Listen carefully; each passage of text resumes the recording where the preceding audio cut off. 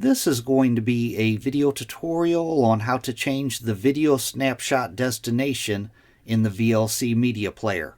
Let me jump over to my desktop here. I am on my desktop now and I have the VLC Media Player opened up. To change your destination that your video snapshots are being sent to, it's very easy to do. First thing you want to do is open the VLC Media Player, of course. Then you want to go up to the top up here, up to where it says Tools. You want to click on Tools. Then you want to go down to where it says Preferences. Click on Preferences. Now in this dialog box that opens up here, the tabs across the top, you want to click on Video. Then you'll go straight down to where it says Video Snapshots, and right here is the destination where your video snapshots are being sent to.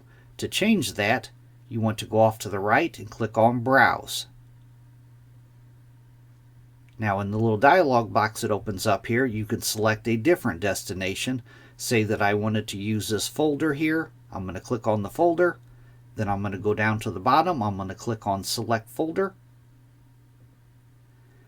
And then the final step, you want to click on Save. That is how to change your video snapshot destination in the VLC Media Player. Thanks for watching.